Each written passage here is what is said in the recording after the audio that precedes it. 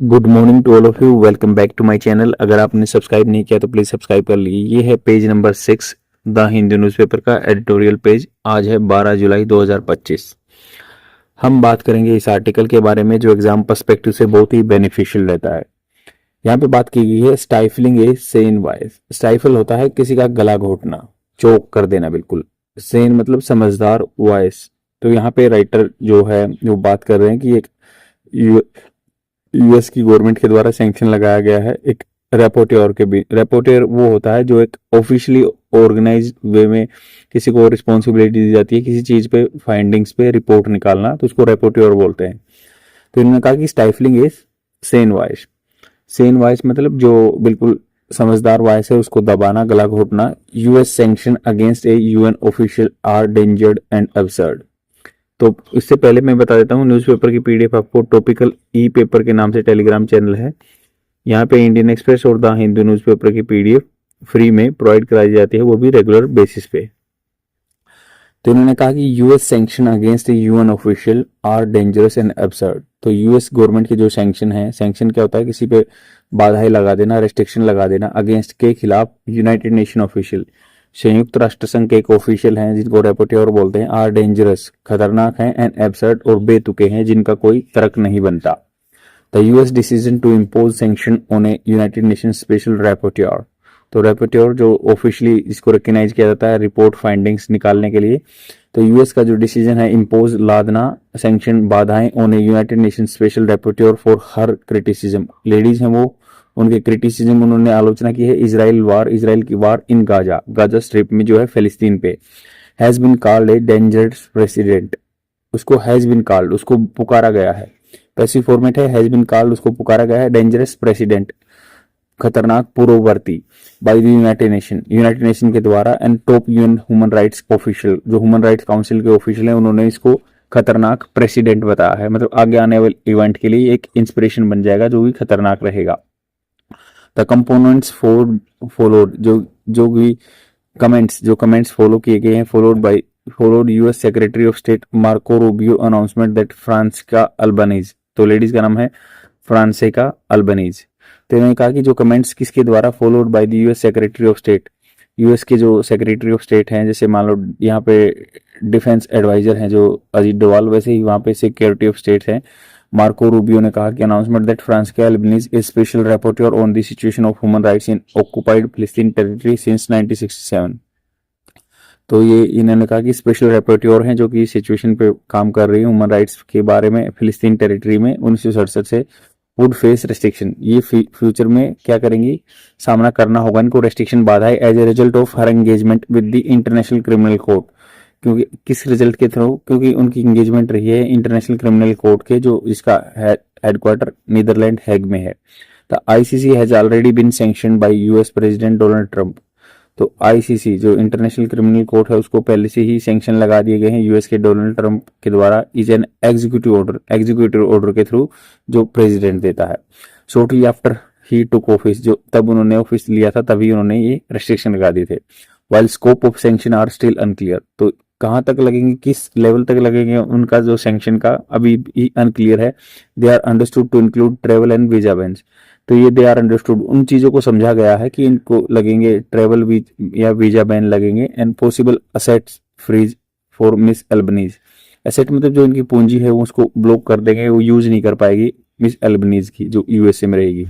Who has drawn American इर मतलब चिड़, इससे चिढ़ गए हैं अमेरिका। हु हैज, जो ये लेडीज है उसने क्या है, ड्रॉन कर लिया, खींच लिया अपनी तरफ अमेरिका की चिड़ विद ए रिपोर्ट इन जून, जो कि उन्होंने रिपोर्ट की थी जून में। दैट अर्ज, जिसमें उस रिपोर्ट में क्या अर्ज किया गया था, आह्वान किया गया था इंटरनेशनल ऑर्गेनाइजेशन टू प्रोसिक्यूट सजा देना कॉर्पोरेट एंटिटीज, जो कि मतलब कॉर्पोरेट सेक्टर में, प्राइवेट सेक्टर में काम करती हैं संस्थाएं एंड मल्टीनेशनल्स, ये जो मल्टीनेशनल कंपनी है, whose works help fund the war, जिनका जो उनका काम क्या है, हेल्प करता है, फंड द वार के लिए फंडिंग देता है।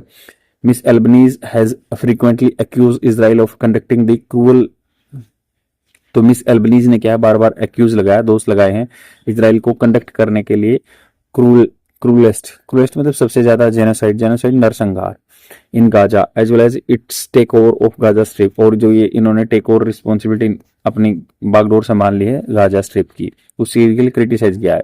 She has also been calling for scrutiny of the Gaza, तो she has also been calling, तो बार बार पुकार रही हैं फॉर स्क्रूटनी छटनी के लिए of the Gaza humanitarian foundation, तो गाजा स्ट्रिप में जो ह्यूमैनिटेरियन मानवता के नाम पर फाउंडेशन है उसके बारे में बार बार वो स्क्रूटनी करने के लिए बोल रही हैं। यूएस इजराइल एनजीओ, जो यूएस और इजराइल की एनजीओ है। The US action have no doubt, तो यूएस सैंक्शन एक्शन जो हुए हैं उनका कोई डाउट नहीं है, हैज बीन स्पर्ड मतलब बढ़ाए गए हैं, इंक्रीज किए गए हैं by Israeli prime minister Benjamin Netanyahu latest visit to Washington, तब से वो विजिट गए हैं तो इसलिए ये बढ़ गए हैं सैंक्शन। नेतन्याहू इजराइल के प्राइम मिनिस्टर गए थे उधर। Announcement that his government would nominate mister Trump for the Nobel peace prize, तो इन्होंने कहा कि उन्होंने अनाउंस किया है, हिज गवर्नमेंट जो इनकी गवर्नमेंट है अनाउंस करेगी nominate mister Trump for the Nobel peace prize, तो इन्होंने कहा कि इजराइल की जो नेतन्याहू ने बोला कि यूएस के प्रेसिडेंट को नॉमिनेट करेंगे, नामांकन करेंगे नोबेल प्राइज के लिए। Amidst the rising death toll in Gaza, amidst in between जो राइजिंग डेथ हो रही है, बार बार डेथ बढ़ रही है, टोल गिनती गाजा में, एंड नो सीज फायर युद्ध विराम नहीं है, और deal for the return of Israeli hostage in the site, तो एक डील जो है रिटर्न करने के लिए इजरायली की hostage in site. Washington focus on US official is absurd, तो वाशिंगटन का क्या है जो फोकस है, केंद्र है यूएन ऑफिशियल पे, इज अबसर्ड बेतुका है, आउटरेजियस बिल्कुल भड़काने वाला है। Miss Albanese work is mandated by UN human right council, mandated मतलब इनकी रिस्पॉन्सिबिलिटी थी, United Nation human right council का काम कर रही थी ये, and the US actions undermine मतलब अनदेखा करना global multilateral world order by calling those action criminal, तो उन्होंने कहा कि यूएस के जो सैंक्शन लगाए ना वो अनदेखा कर रहे हैं, ग्लोबल मल्टीलेटरल लेवल पे ऑर्डर चला है, एक व्यवस्था बनी हुई उसको कहने के लिए action criminal. It is irrational, यह बेतुकी बात है, to hold her responsible for the warrants, तो उन्होंने कहा कि उनको जो वारंट्स होता है अधिकार के लिए, and orders issued by the ICC, जो वारंट्स इशू किया गया है इसके खिलाफ, और जो आईसीसी के द्वारा, इंटरनेशनल क्रिमिनल कोर्ट के द्वारा, तो उसको लेडीज को रिस्पॉन्सिबल ठहराना बिल्कुल गलत है। The international court of justice और आईसीजे भी वहीं पे है और आईसीसी भी वहीं पे है, दोनों अलग अलग कोर्ट हैं। Which have heard testimonies from representative of at least 14 state and international organisation on petition calling for action against Israel, तो जो इन्होंने क्या कहा, जो कि सुना था इन्होंने आईसीजे ने, जो 40 स्टेट्स ने डिफरेंट पिटिशन डाली हुई थी इंटरनेशनल ऑर्गेनाइजेशन ने, कि उन्होंने कहा था कि calling for action against Israel, जो इजराइल के खिलाफ जो एक्शन लेने के लिए बोल रहे थे 40 कंट्री। मिस्टर रूबियो कंटेंशन विवाद ये है कि that miss Albanese should be sanction for engaging with ICC, तो इन्होंने कहा कि मिस्टर अल्बनीज जो मिस अल्बनीज है उनको सैंक्शन लगाना चाहिए, बाधाएं लगानी चाहिए एंगेजिंग विद, जो कि ताकि वो एंगेज है आईसीसी के साथ टू प्रोसिक्यूट यूएस, प्रोसिक्यूट सजा दिलाने के लिए यूएस के लिए, नहीं इजरायली नेशनलिस्ट, इजरायली के जो बंदे हैं उनको, without the consent of those of 2 country, और बिना कोई सहमति के लेके 2 कंट्रीज की, इज नॉट लीगली वैलिड, ये करें ये लीगली वैलिड नहीं है, कानून के हिसाब से ठीक नहीं है। फर्दर हिज एलिगेशन, जो इन्होंने जो सेक्रेटरी हैं इन्होंने एलिगेशन लगाए हैं, आरोप लगाए हैं, दैट सी हैज स्प्यू होता है जैसे सांप जहर उगलता है ना, वैसे ही स्प्यू हैज स्प्यूड अनअबेस्ड मतलब बिना रुके हुए कंटिन्यूअस एंटीसेमिटिज्म अगेंस्ट मतलब इजरायली के जो थॉट प्रोसेस होता है, खिलाफ होता है जो इजरायली आदमी के, उनको एंटीसेमिटिज्म बोलते हैं। N express support for terrorism, और उन्होंने एक्सप्रेस किया सपोर्ट के लिए टेररिज्म के लिए। Are not borne out by facts, ये कह रहे हैं बोर्न आउट, बियर की सेकंड फॉर्म बोर्न आई है, कि मतलब ये फैक्ट्स के अकॉर्डिंग नहीं चल रहा, उन्होंने जो एलिगेशन लगाए हैं। As global outreach over Israel killing of Palestine, global level पे जो विश्व लेवल पे गुस्सा है ना किस पे, इजराइल जो किल कर रहे हैं पैलेस्टाइन को, and US support for this action, और यूएस सपोर्ट कर रहा है, साथ दे रहा है यूएस का दिस एक्शन के लिए, ग्रोज लाउडर, ये बढ़ रहे हैं बहुत तेज, एज वेल एज इसके साथ में साथ ब्रिक्स समिट कंडेमिनेशन, या ब्रिक्स की जो समिट हुई थी, सम्मेलन हुआ था, उसमें कंडेमिनेशन आरोप लगाया गया था दिस वीक इस सप्ताह में, that India to join, India भी ने ज्वाइन किया उस चीज को।